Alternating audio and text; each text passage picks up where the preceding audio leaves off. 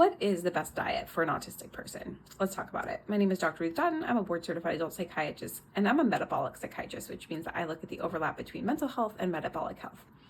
Now, this is a really tricky topic because, one, autistic individuals can have really restricted diets and preferences due to their sensory sensitivities or other issues.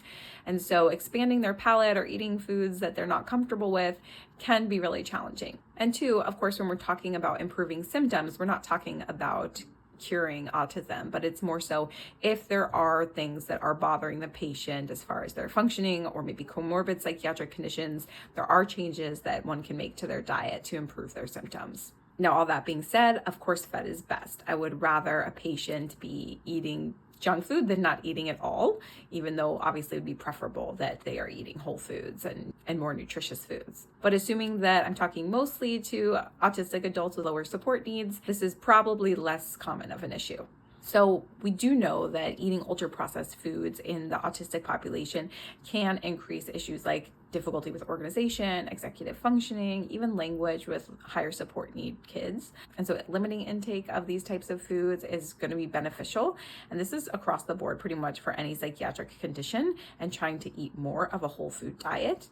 There's also been studies to show some benefit from eliminating gluten and casein. Casein is the protein in milk, so it's not just the lactose, which can be helped with eating lactase enzyme along with it. But with the protein, you really have to avoid almost all dairy to not ingest the casein, because we don't really have a solution for that. There has also been a fair number of studies showing benefit with a ketogenic diet in autistic people. Most of these were done on children and, again, autistic individuals who have higher support needs, but there has been pretty consistently demonstrated that a ketogenic diet can be really helpful for these individuals. It decreases inflammation and oxidative stress and helps with cognitive functioning. Now, this is not a diet that I would just embark on your own. Make sure if you're considering it that you do some more research and that you're working with your mental and or medical provider. Now, for those who do have a really limited diet, it can be helpful to have a good multivitamin along with that to try to supplement what might be deficient. This isn't going to make up for all of the benefits of getting those nutrients from whole foods, but it is better than deficient in multiple vitamins.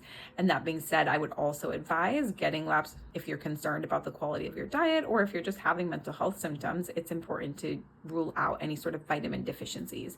The ones that are most important and easiest to test for are going to be things like vitamin D, vitamin B12, folate, and iron. All of these are essential for the chemical reactions that need to happen in your brain for everything to function. And so if they're deficient, you're going to have mental health symptoms related to that. So I'd love to hear from you all if there's been a change in your diet that you have found helpful for your functioning, especially if there are whole foods or more nutritious foods that you've been able to add to your safe food list if you've otherwise had trouble with increasing the variety in your diet. Wish you all good mental health today, and I'll see you in the next one.